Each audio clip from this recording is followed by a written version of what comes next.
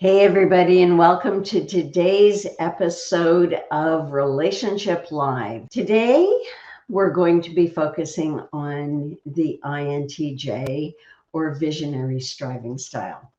So, I'm Dr. Dranitsaris here with our first episode.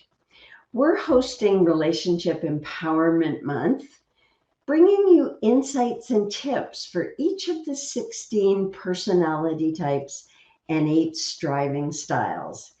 And as you'll see by tuning into each episode, no two types are exactly alike. But when we understand what drives the behavior of each of the personality types, how they bond, how they romance, you're more likely to have successful relationships with any personality. Plus, you'll have the benefit of understanding why you behave the way you do in relationships. So let's get started with the INTJ. We're not going into and doing a deep dive about the INTJ and general information about them in this session because we have a short period of time here, and what we want to get down to is the nuts and bolts about why people have difficulty with relationships with the INTJ. They're a bit of a challenge, and challenges abound in relationships with them. Sometimes it seems like these people are from another planet, having come down to Earth for the purpose of showing us how to evolve and how to live to our higher potential. All the while forgetting to pay their bills on time, getting hung up on the wrong pronunciation of a word, or losing their mind because you ask them why they always have to make such a big deal about every little thing. So if you're in a relationship with an INTJ, you have to deal with them being with you physically while you know their head is in some future musing or wondering about how to find God at the grocery store. You also have to deal with their short fuse, crankiness, and that arrogant sense of superiority that many of them seem to have. So if you're in a relationship with an INTJ, you're in a select group because this personality type is estimated to be less than 2% of the general population.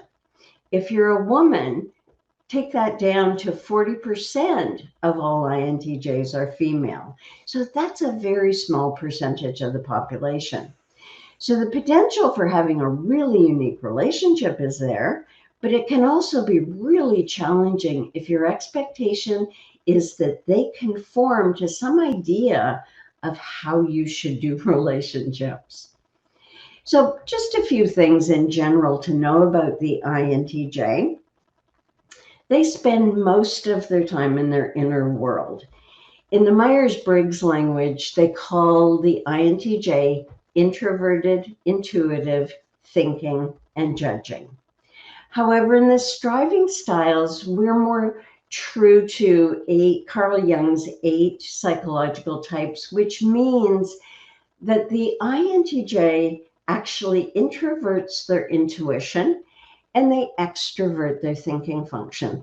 This is why these people can seem more extroverted and more take charge than many other introverts. However, they still spend most of their time in their inner world, or as we like to call it, their utopian palace.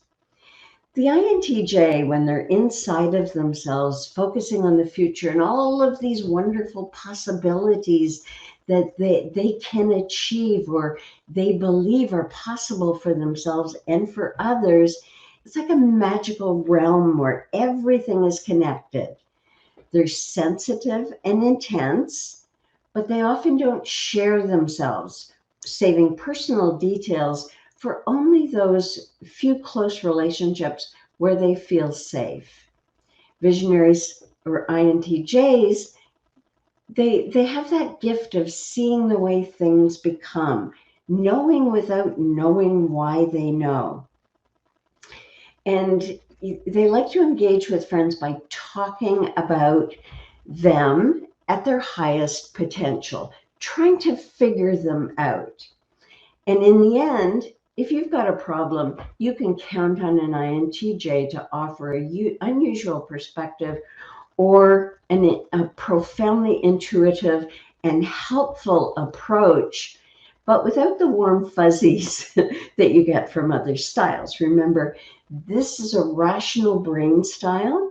They make decisions with their thinking function. Also, INTJs are inclined to avoid emotional experiences. They're very conflict avoidant and are more likely to spend time thinking about how to resolve relationship issues with themselves than they actually do with their partner.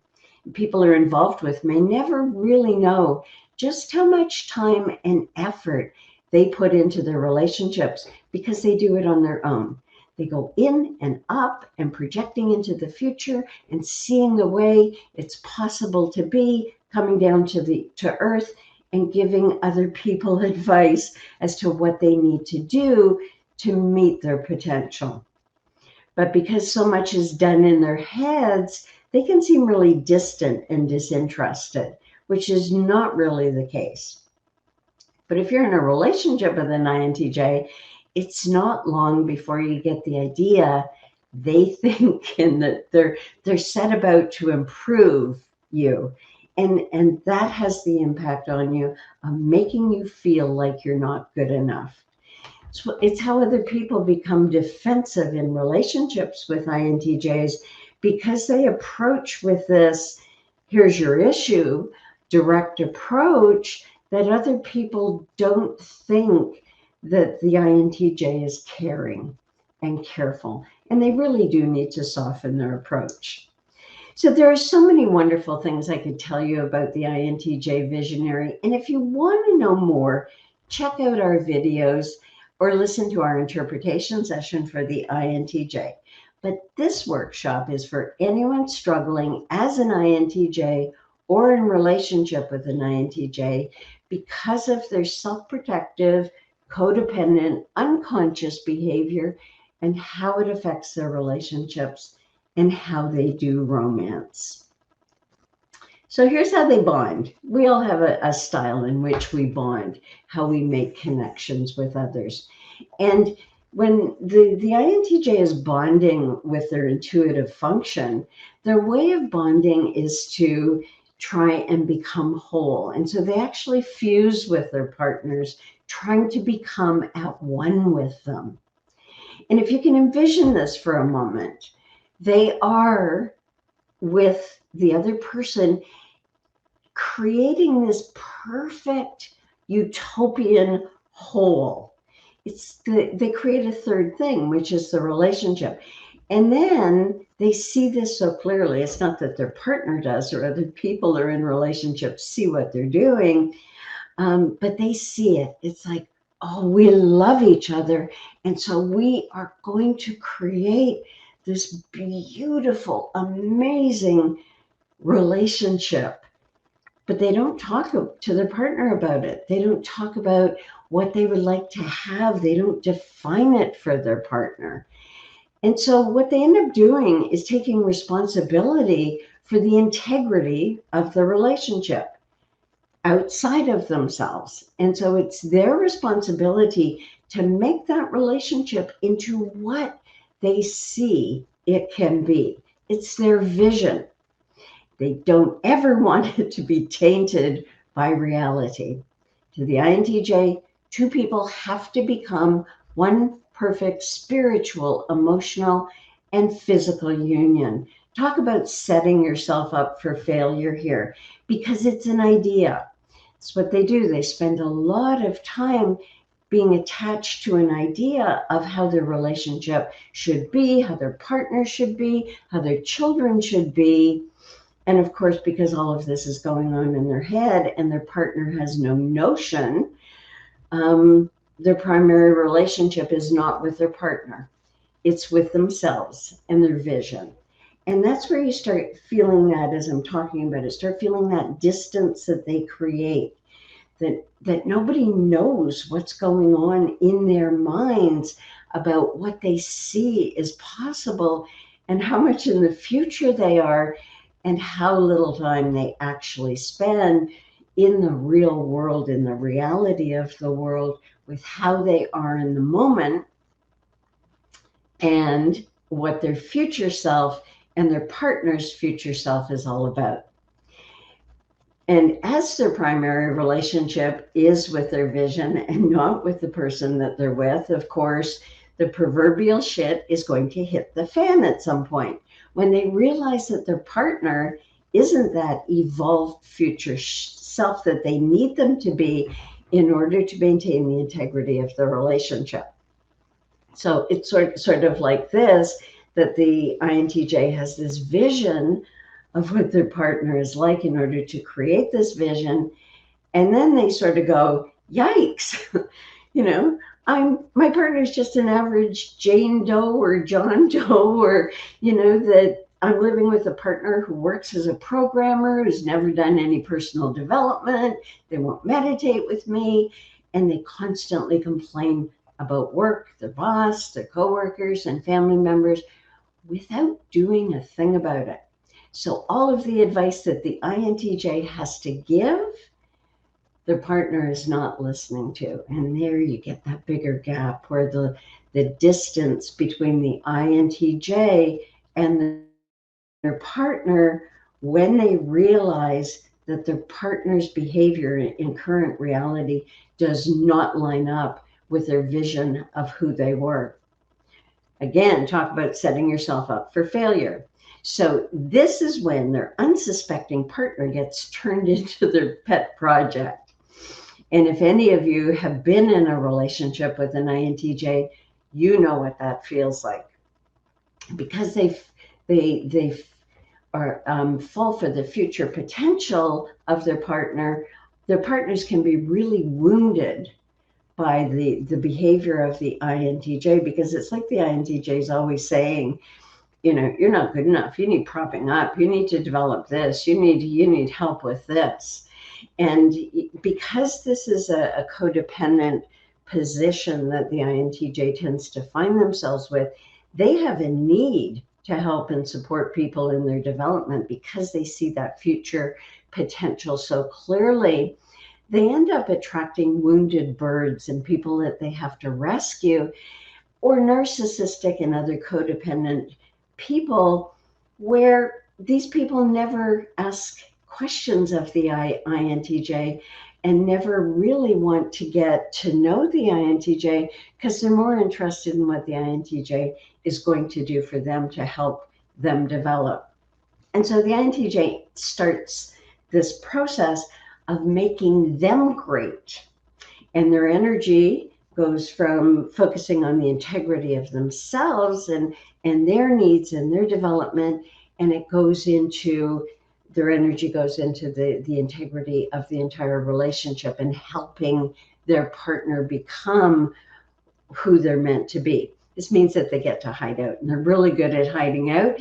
This really serves the INTJ, because anything that they're afraid of, well, they don't have to work at coming out of their own comfort zone because they are bonded to this partner.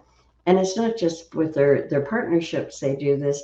It's like they sacrifice themselves for the good of the whole and the good of their partner. So they have this way of listening, and sometimes it's quite intimidating the way they'll listen, but they can listen and make their partner feel like they're the center of the universe. And they're quite happy to live in their shadow as long as they have time to retreat themselves into their own utopian palace, and they're hiding out there. So this avoidance strategy, it's codependent. It allows them to survive by neglecting themselves and settling for being in the shadow of their partner. So here's the interesting thing that happens with them. They start believing they're superior and their partner is inferior. As I said, they like to and will attract wounded birds and try and rescue them. And they think that they don't have any growing up to do. It's their partner that needs to do it.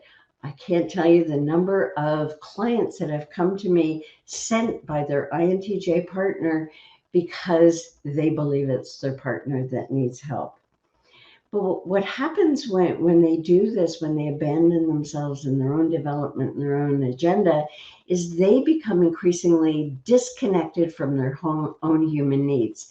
After all, they aren't the ones that need helping. And that's how INTJs set up their relationship for them to be safe.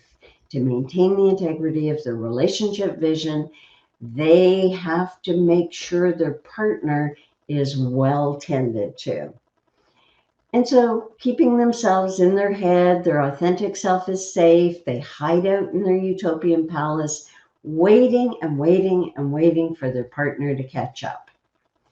So this brings us to our relationship challenge the partner and other people have, because you can see how the distance that they create in their bonding style, and again, this is codependent, where they're superior and their partner's inferior, but they take care of the development of their partner, putting their partner first and making their partner the dominant part of the relationship.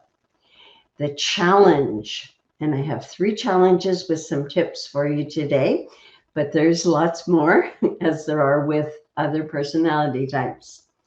They are argumentative. They're quick to become angry and cranky and intimidate others, making others feel like they've done something wrong. And what they do, they have this way of probing that can make you feel like you're a bit of a specimen that they're inspecting and that there's something wrong with you. And so it sounds like a question like, for example, why did you do it like that? That question often sounds to the other person like, you've got to be the stupidest person in the universe for doing it like that. But it's really just a question, but it's laced with surprise and emotion. They aren't really connected to the tone or the impact it might have. As to them, you're just like a puzzle to be solved or a flawed object to be perfected, not like a person they accept for who they are. It seems like the INTJ is picking at everything you do sometimes, and it's challenging not to take their comments or questions personally. So here's an example, something like, wieners are loaded with nitrates when you've just ordered a hot dog, and them, of course, with their salad. It comes across as a criticism, and when you react, they'll deny that they are being critical, and they were just giving you information so that you can make better choices. and so this is their position in their head. It's like, I'm not doing anything wrong. What's the matter with you? If you blindside an INTJ or correct them publicly, you can be prepared for them to forcefully push back or cut you off with their piercing death glare, as I call it. They tend to look at you in a way that says, in my mind, I've reduced you to a burning pile of embers. The INTJ might not say anything, but you sure feel the heat from their anger. They also have a tendency to bottle everything up inside of them and then sit you down for a conversation where they tell you how you're failing to pay attention to their needs, as though, they've ever told you anything about what they need. They often act as though you can read their thoughts, and they get mad at you when you don't. Like that idea that you're fused, right? You're joined at the brain. They shouldn't have to say anything. So here's a tip. The weight of their humanity is through their head. So don't shy away from them when they're being argumentative. There's usually an underlying issue that they need to get out in the open. And when you notice they're being disagreeable, ask them if they need time to themselves. Encourage them to share how they feel about things, and don't make a big deal of their feelings or demonstrate too much concern or sympathy. Simply empathize to ask further questions to demonstrate your interest, and don't ever forget how difficult it is for the INTJ to be human. They need you to show them the way to express what's in their heart is through their head. So remind them it's okay to ask for what they need. Help them stay in their body by reminding them gently to exercise, eat, and sleep. Sometimes you have to. And if they're irritable, instead of reacting, do something to soothe their nervous system. The second challenge is this attitude they take of being superior, arrogant, and condescending. And these, you'll notice that these three challenges sort of blend into themselves, because this is the self-protective persona, or the codependent persona of the INTJ coming forward. It's not who they are, it is self-protective. They act like they're the silent superior partner. So if you're in a relationship with them, it's not long before you get the idea they think you can improve and make you feel like you're not good enough, as I said before, as though they're perfect. And we all know they're not, because they can forget to lock their car door, or wait till the last minute to do something, miss out, or forget to eat, or any of the other annoying day-to-day things that if you remind them of them, they get cranky and defensive. They act as though they're above all of that. And coming home late after they said they'd be home for dinner wasn't really a big deal. And well, it was to you. So as I said before, don't take what they say personally or read into their defensive emotion. Don't tell them what they're feeling. And for example, using the example of the nitrates, a statement like, agreeable. Yes, they do, don't they? Is that why you're not having one? And they're delicious as you take a bite of your hot dog. That's a much better choice than arguing the merits of a nitrate-free lifestyle. You don't have to explain or defend your choice of what you eat or feel ashamed that you aren't that perfect ideal that the INTJ wants you to be. And of course, resisting that impulse to counter them with a statement like, oh, you think you're so perfect. You eat perfectly, don't you? I saw you have a beer the other night. Get off your high horse. This is the way that people tend to react to INTJs. This only leads to more arguments and anger and resentment over something that you could easily have agreed with just right out of the gate. And the final challenge that people tend to have with the INTJ is because they don't share themselves with others, you never really know where you stand with them. You can't feel them sometimes because they're so far into the utopian palace. It's like you have to call them down to earth. They really do have a detached attitude in relationships. And underlying this attitude is often a fear that others will in some way take them over, meddle with them. This detachment and inability to express themselves really messes with them when it comes to romance. So let's get into the romance style.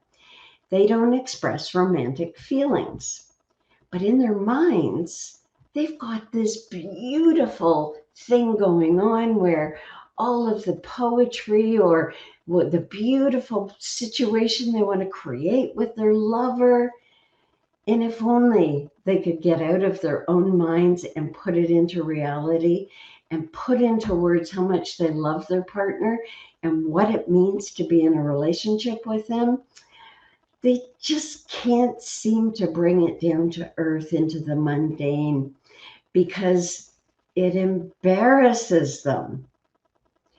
So oftentimes what their partners will feel instead is, they don't think I'm smart enough to share with me, or they don't really love me. If they did, they'd share themselves. I wouldn't have to work so hard to get them to give me the time of day. Their poor partners may end up on a date or a romantic dinner wondering what the heck's going on in the INTJ's head as they're sitting across the table not saying anything. They might not even be able to envision what an intimate conversation looks like. It's that sense that they have of not being enough themselves and feeling vulnerable. And so what they often do is they let their partner be the romantic one, or allow themselves to be limited by their partner's style of emotional and romantic expression, not coming out of their comfort zone. So if you're their partner, you might have convinced yourself your INTJ is a write-off in this department, and it's not true. They're not. You have to stop thinking because they're so intellectually comfortable that they don't suffer from the imposter syndrome the way they do. They believe they're terrible at self-expression and they're so afraid of embarrassing themselves. They just don't do anything. So you have to drop the they should know, I want them to tell me, INTJ should know. The reality is INTJs are entitled to the developmental gaps just the same way all of the other 15 personality types are. Just like everyone else. Assume that they love you. And whatever insecurities you have about what's going on in them, let it go. Get playful. Say something like, here's how much I love you. I love you more than chocolate pie. It's my favorite pie. How much do you love me, honey? And have them express themselves. Give them some words. Give them some words. I know how much it meant to you that I got the garden maintenance done. I need you to tell me, honey, I so appreciate you taking care of the garden. Give them the words so that they don't have to struggle. Or find a romantic passage for them to read to you. Give them 3 so they have a choice. They always like that. And then tell them how you made it. Tell them how it made you feel that they were willing to do that. And ask them, how did it feel for them to be reading something? If they say awkward, just empathize. It's a start. So there's so much more to be learned about the INTJ and all of the other 16 personality types. This is just a taste. And I hope with what I've revealed today, on that deeper psychological level about how these people bond, their fears, their need to be perceptive that causes them to have to be responsible for maintaining the integrity of that idealized relationship. So if you want to know more, again, we're hosting a LinkedIn Live throughout the entire month. And join us as we go through all 16 types, but dig deeper into the INTJ. We've got relationship reports. We've got interpretation sessions available. So you can go to our resources at nowfixyourrelationship.com, especially if you're an INTJ experiencing relationship issues or your partner is an INTJ and you're having relationship issues with them. Got lots and lots of resources for any problem that you have, any relational dysfunctions. And so if you can't make it to our live episode, hop over to www.nowfixyourrelationship.com to access all of the posts and recordings, as well as to check out our schedule for the month. Tomorrow, we'll be hosting again for the second LinkedIn Live and Facebook Live, giving you information on the other introverted intuitive type, the INFJ.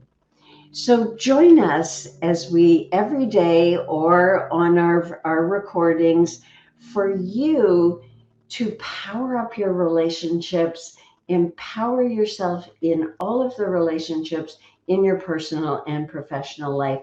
And if you have any questions or you want to book a consultation, contact us at ann@sagekahuna.com.